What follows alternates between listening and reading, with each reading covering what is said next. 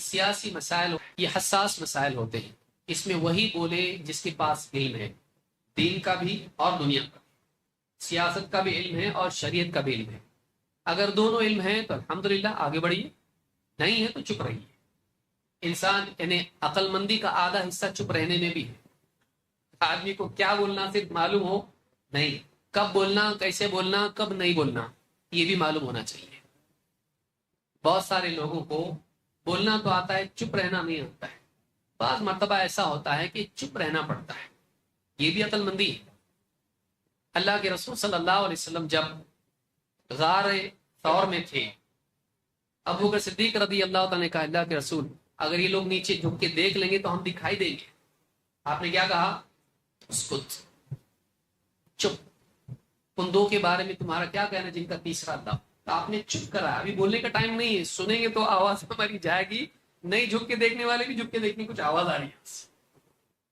تو ہر مرتبہ بولنے کا وقت نہیں ہوتا ہے، کبھی چپ کا بھی وقت ہوتا ہے۔ اسی طرح سے ایک مرتبہ جنگ میں بھی آپ صلی اللہ علیہ وسلم، احد میں آپ صلی اللہ علیہ وسلم، ایک صحابی نے کہا کہ آپ شہید نہیں ہوئے، دیکھو آپ ہیں، تو آپ نے کیا کہا؟ اشارے سے چپ، کیونکہ سارے لوگ ادھر آ جائیں گے اور حملہ کر دیں گے، تو آپ نے خاموش ہونے کے لیے کہا۔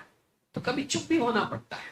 اور صحیح بات یہ ہے کہ سیاسی معاملات میں کتاب و سنت کا اور سیاست کا گہرا علم رکھنے والے علماء بولیں، اور آدمی انتظار کرے کہ ہمارے بڑے بولیں۔ آپ دیکھیے ایک موقع پر ایک مسئلے کے اندر جو ہے سزا کا مسئلہ تھا، حدود کا مسئلہ تھا، لوگ بیٹھے ہوئے تھے اور ایک کم عمر جو ہے بیچ میں بولنے لگے۔ آپ نے ان کو چپ کہا اور کہا کہ کبر، بڑے کو بولنے دو۔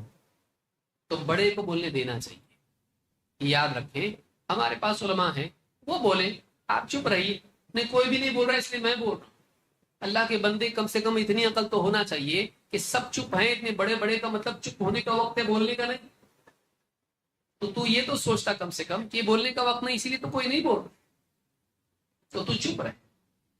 تو ہر آدمی نہ بولے، جو اس کا اہل ہے وہ بولے۔ اللہ تعالی ہم سب کو دین پر جمائے رکھے اور اسلام پر جینے کی اور ایمان پر مرنے کی توفیق عطا فرمائے۔